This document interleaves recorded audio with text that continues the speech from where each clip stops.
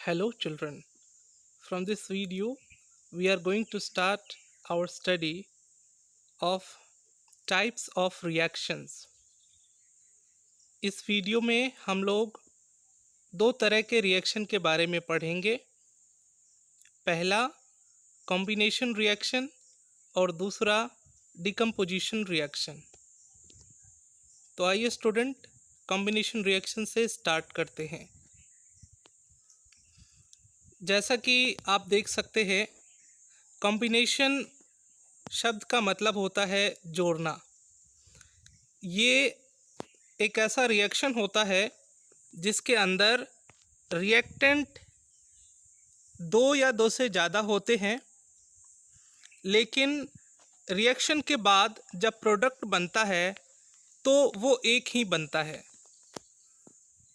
तो combination reaction में जैसा कि आप देख सकते हैं, ए रिएक्शन इन विच टू और more substances combine together to form a single product.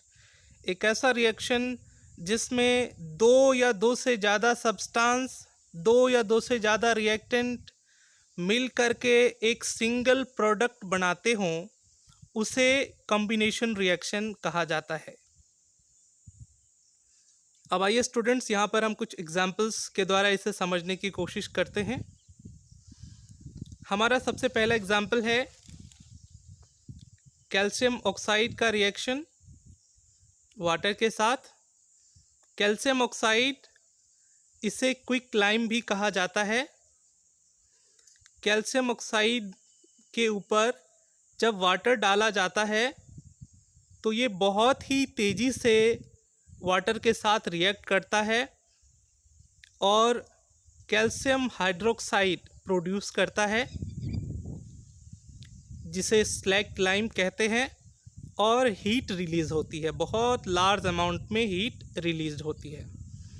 तो स्टूडेंट आप देखेंगे, ये जो रिएक्शन है, इस रिएक्शन में कैल्शियम ऑक्साइड रिएक्टेंट में आप देखें, कैल्शियम ऑक्साइड और वाटर, ये दो रिएक्टेंट हैं, लेकिन रिएक्शन के बाद एक ही प्रोडक्ट बना है जो कि कैल्शियम हाइड्रोक्साइड है। तो ये जो रिएक्शन है, ये एक कॉम्बिनेशन रिएक्शन है, क्योंकि इस रिएक्शन में कैल्शियम ऑक्साइड और वाटर ये दोनों कंबाइन होकर के एक ही प्रोडक्ट देते हैं जो कि कैल्शियम हाइड्रोक्साइड है। तो इस तरह से स्टूडेंट, ये एक एग्जाम्पल है कॉम्बिनेशन रिएक्शन का। तो आगे जो भी आप एग्जाम्पल्स देखेंगे कॉम्बिनेशन रिएक्शन का, उसमें आप ये चीज़ नोटिस करेंगे कि दो या दो से ज़्यादा रिएक्टेंट आपस में मिल करके एक सिंगल प्रोडक्ट देते हैं कॉम्बिनेशन रिएक्शन के दौरान। तो आइए स्टूडेंट, यहाँ पर थोड़ा सा छोटा सा एक नोट है जो हमें ध्यान देना है कि जो स्लैक लाइम प्रोड्यूस हुआ है, जिसे हम कैल्शियम हाइड्रोक्साइड कहते हैं, ये स्लैक लाइम, इसका यूज़ दीवारों को वाइट वॉशिंग के लिए किया जाता है, दीवारों को रंगने के लिए किया जाता है उजले कलर में। और इसमें आप एक चीज़ नोटिस करेंगे कि कैल्शियम हाइड्रोक्साइड जब भी इस तरह से दीवारों को रंगा जाता है कैल्शियम हाइड्रोक्साइड से, तो उस वक्त जो ब्राइटनेस होती है वो उतनी ज़्यादा नहीं होती है, लेकिन 2-3 दिनों के बाद आप देखेंगे जो ब्राइटनेस होती है कलर की, वाइट कलर की, वो और ज़्यादा बढ़ जाती है। तो ये जो शाइनी फिनिश है या जो ब्राइटनेस है, उसका जो बढ़ना है, उसके पीछे भी एक केमिकल रिएक्शन होता है, एक केमिकल रिएक्शन रिस्पॉन्सिबल होता है। तो स्टूडेंट यहाँ पर आप देखें कि होता दरअसल ये है कि जब हम कैल्शियम हाइड्रोक्साइड से वाइट वॉशिंग करते हैं वॉल्स की, तो कुछ दिनों के बाद, लगभग 2-3 दिनों के बाद, वो जो कैल्शियम हाइड्रोक्साइड होता है वो एयर के कार्बन डाइऑक्साइड से रिएक्ट करता है और कैल्शियम कार्बोनेट का फॉर्मेशन करता है। कैल्शियम कार्बोनेट और वाटर का फॉर्मेशन करता है। तो जो कैल्शियम कार्बोनेट है ये शाइनी फिनिश के लिए रिस्पॉन्सिबल होता है। जो ब्राइट वाइट कलर जो आपको दिखता है वो कैल्शियम कार्बोनेट के फॉर्मेशन की वजह से होता है।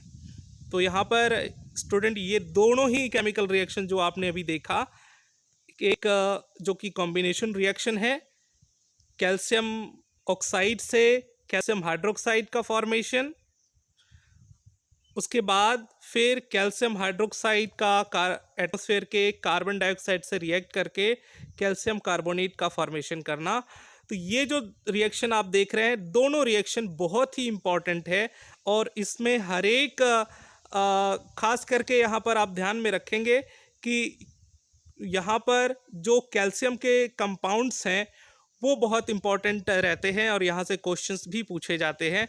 एक्स वाई जेड इस तरह से करके या ए बी सी करके क्वेश्चन बनाया जाता है और उसके बाद आपसे पूछा जाता है कि वो सब्सटेंस क्या हो सकता है।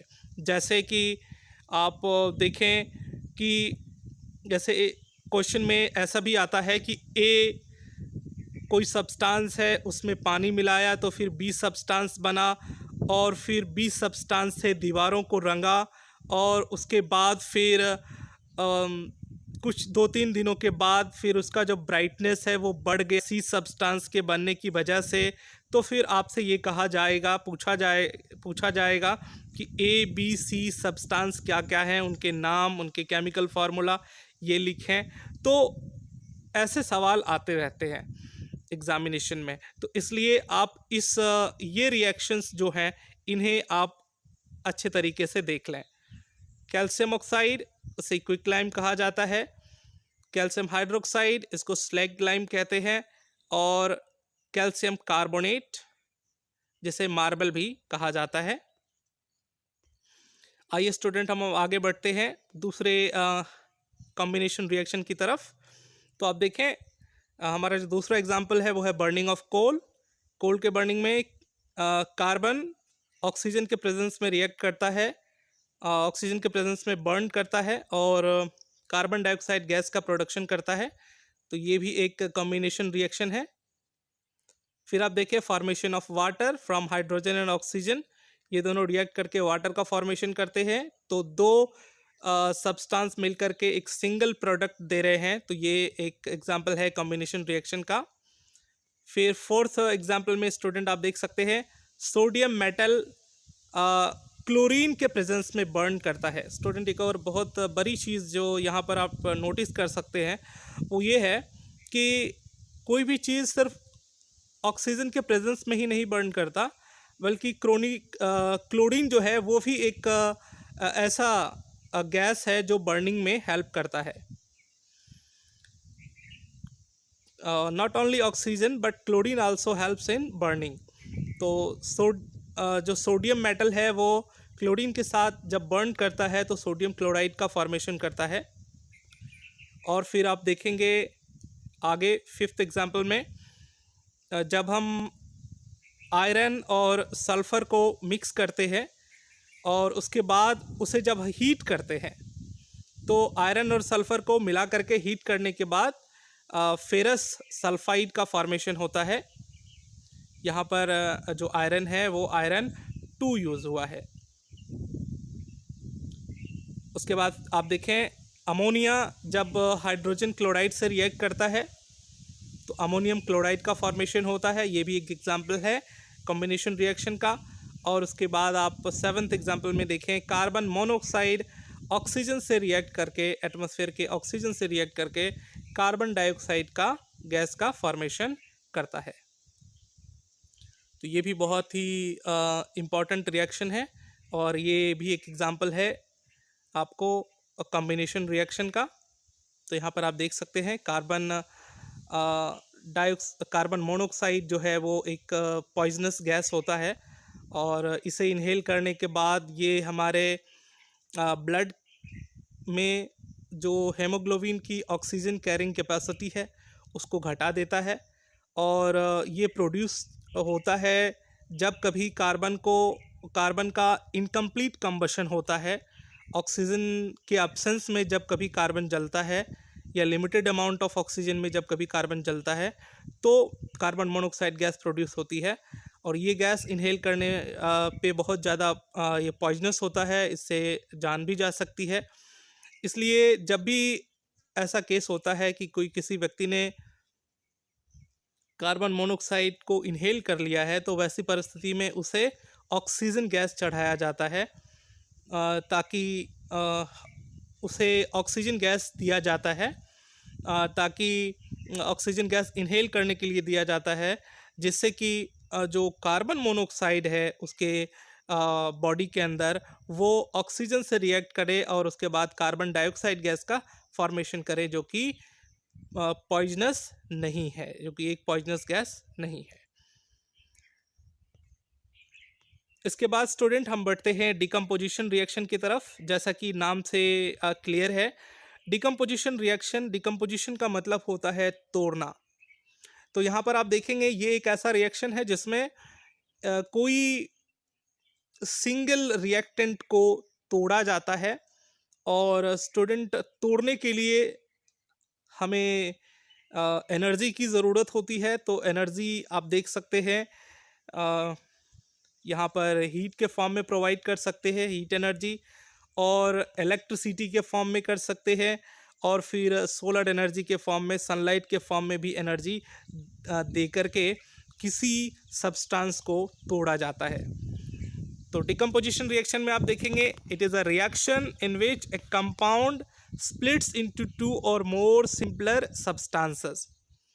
ये एक ऐसा रिएक्शन होता है जिसमें कोई एक कंपाउंड को तोड़ा जाता है दो या दो से ज़्यादा सब्सटेंस में, और इसके लिए एनर्जी की ज़रूरत होती है जो प्रोवाइड की जाती है हीट, इलेक्ट्रिसिटी या लाइट की मदद से, सनलाइट की मदद से। तो यहाँ पर आप स्टूडेंट देखेंगे इस तरह से जो डिकम्पोजिशन रिएक्शन है वो तीन तरह के होते हैं। जिस डिकम्पोजिशन रिएक्शन में हीट का इस्तेमाल किया जाता है उसे थर्मल डिकम्पोजिशन कहते हैं। जिस डिकम्पोजिशन रिएक्शन में इलेक्ट्रिसिटी का इस्तेमाल किया जाता है उसे इलेक्ट्रोलाइटिक डिकम्पोजिशन कहते हैं। और जिस डिकम्पोजिशन रिएक्शन में सनलाइट का इस्तेमाल होता है उसे हम फोटोलाइटिक डिकम्पोजिशन कहते हैं। आइए स्टूडेंट एक एक करके सबको देखते हैं। सबसे पहले थर्मल डिकम्पोजिशन के कुछ एग्जांपल्स देखें।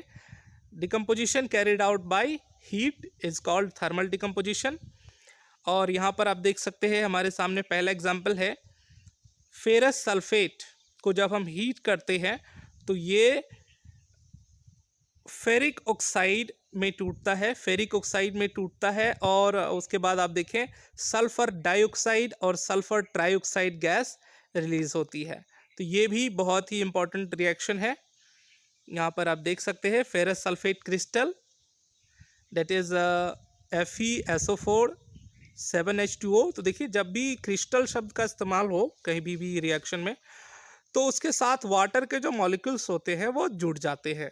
7H2O 5H2O इस तरह से वाटर के जो मॉलिक्यूल्स होते हैं वो उसके साथ जुड़ जाते हैं। तो जब फेरस सल्फेट के क्रिस्टल को हीट किया जाता है तो वो वाटर लूज करता है, और उसके साथ साथ जो क्रिस्टल है उसका कलर भी चेंज होता है।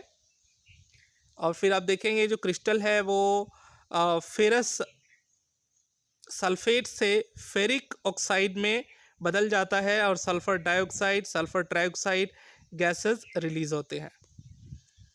तो इस तरह से ये जो रिएक्शन है यहाँ पर आप देख सकते हैं कि ये इसमें जो फेरस सल्फेट है वो डिकम्पोज हो गया है फेरिक ऑक्साइड, सल्फर डाइऑक्साइड और सल्फर ट्राइऑक्साइड में। तो ये एक एग्जाम्पल है डिकम्पोजिशन रिएक्शन का, क्योंकि इस रिएक्शन में एक सब्सटेंस जो है वो टूट गया है दो या दो से ज़्यादा सब्सटेंस में।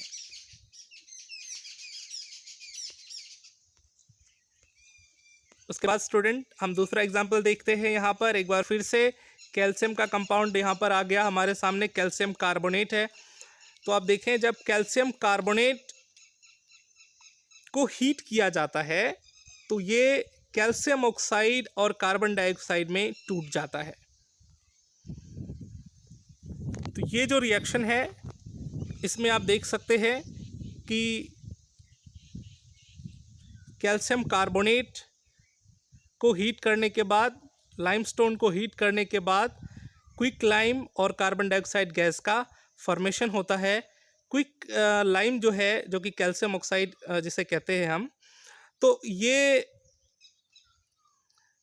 सीमेंट इंडस्ट्री के लिए बहुत ही इम्पॉर्टेंट रिएक्टेंट है, बहुत ही इम्पॉर्टेंट आप कह सकते हैं कि यूज़ वहाँ पर होता है। सीमेंट के फॉर्मेशन में कैल्शियम ऑक्साइड का बहुत इम्पॉर्टेंट यूज़ होता है, इसलिए कैल्शियम कार्बोनेट को ब्रेक करके, उसको हीट करके कैल्शियम ऑक्साइड का फॉर्मेशन होता है, क्विक लाइम का फॉर्मेशन होता है, जिसे सीमेंट इंडस्ट्री में यूज़ किया जाता है एज अ रिएक्टेंट। फिर आप देखेंगे स्टूडेंट, ये थर्ड एग्जांपल है हमारे सामने डिकम्पोजिशन रिएक्शन का। जब लेड नाइट्रेट को हीट किया जाता है, बहुत ज़्यादा हीट किया जाता है, तो ये लेड मोनोऑक्साइड, नाइट्रोजन डाइऑक्साइड और ऑक्सीजन में टूटता है। और यहाँ पर आप देखेंगे कलर चेंज, इसके साथ यहाँ पर एक कलर चेंज भी हो रहा है। लेड नाइट्रेट ओरिजिनली ये कलरलेस होता है, लेकिन जब हम इसे बहुत ज़्यादा हीट करते हैं तो उसका कलर येलो हो जाता है और उसमें से ब्राउन कलर के जो धुएं होते हैं, जो फ्यूम्स होते हैं, वो निकलने लगते हैं। तो जो कलरलेस से येलो कलर में चेंज होता है, यहाँ पर स्टूडेंट आप देख सकते हैं ये लेड नाइट्रेट है, यहाँ पर इसे बर्न किया जा रहा है, इसे हीट किया जा रहा है। हीट करने के बाद फिर आप देख सकते हैं कुछ बहुत ज़्यादा हीट करने के बाद इसका जो कलर है वो येलो हो जाता है। पहले ये कलरलेस था, फिर ये येलो हो जाता है और इसमें से ब्राउन कलर के फ्यूम्स निकलने लगते हैं। तो येलो कलर इस जो होता है वो लेड मोनोऑक्साइड के प्रिपरेशन की वजह से होता है। और यहाँ पर एडिट करेंगे, monoxide is wrongly spelled here, N is missing.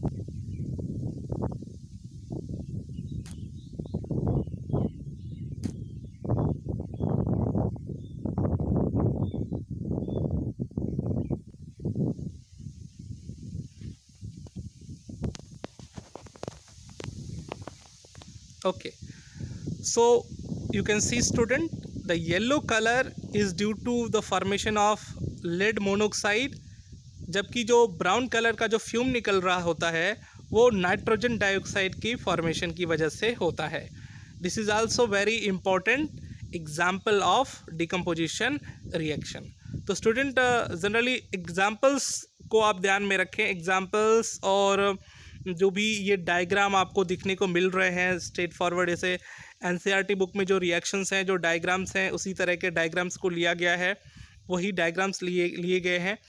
और यहाँ डायग्राम से एक्टिविटी बेस्ड क्वेश्चंस भी पूछे जाते हैं, तो इसलिए ये सारे ये जो इक्वेशंस हैं, एग्जाम्पल्स हैं, तो इसे आपको ध्यान में रखने की ज़रूरत है। आइए फिर हम आगे बढ़ते हैं। ये हम पढ़ रहे थे अब तक थर्मल डिकम्पोजिशन। अब हम देखते हैं electrolytic decomposition. Student, electrolytic decomposition में इलेक्ट्रिसिटी की मदद से डिकम्पोजिशन कराया जाता है। तो यहाँ पर हम देखेंगे सबसे पहला जो एग्जांपल है वो वाटर का डिकम्पोजिशन है। तो यहाँ पर आप देख सकते हैं कि वाटर को, एसिडिफाइड वाटर को इलेक्ट्रिसिटी पास करा करके, उसके अंदर से इलेक्ट्रिसिटी पास करा करके उसे हाइड्रोजन और ऑक्सीजन में तोड़ा जाता है। और आप जानते हैं कि हाइड्रोजन एक अच्छा फ्यूल है, एक एफिशिएंट फ्यूल है, इसका कैलोरीफिक वैल्यू बहुत ज़्यादा हाई होता है। और ऑक्सीजन जो है एक तरह से आप कह सकते हैं कि वो बहुत ही वाइटल गैस है हमारे लिए।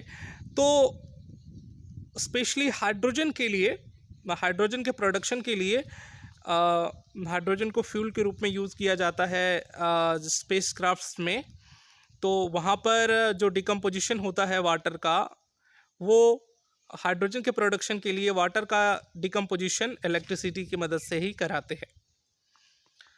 फिर आप देख सकते हैं दूसरा जो एग्जांपल हमारा है, जब मोल्टेन पिघले हुए सोडियम क्लोराइड से इलेक्ट्रिसिटी पास कराई जाती है तो ये सोडियम मेटल और क्लोरीन गैस में टूट जाता है। तो ये जो डिकम्पोजिशन हुआ यहाँ दोनों ही रिएक्शन में आप देख सकते हैं, ये जो डिकम्पोजिशन हुआ है वो इलेक्ट्रिसिटी की मदद से हुआ है, इसलिए इसे हम कहते हैं इलेक्ट्रोलाइटिक डिकम्पोजिशन। यहाँ पर आप देख सकते हैं एक डायग्राम भी है, ये ये जो पिक्चर है ये वाटर के डिकम्पोजिशन को रिप्रेजेंट करता है। तो यहाँ पर आप नोटिस करेंगे क्योंकि वाटर में आप देख सकते हैं कि जो ऑक्सीजन का एक वॉल्यूम होता है, जबकि जो हाइड्रोजन होता है उसका 2 वॉल्यूम पाया जाता है उसके अंदर। वाटर के एक मॉलिक्यूल में जैसे आप देखें तो एक ऑक्सीजन होता है, 2 हाइड्रोजन होता है, तो उसी के रेशियो में जो है वो 2:1 के रेशियो में यहाँ पर गैस का फॉर्मेशन आप देख सकते हैं हो रहा है वाटर के डिकम्पोजिशन के बाद इलेक्ट्रिसिटी की मदद से। तो यहाँ पर आप देखें जो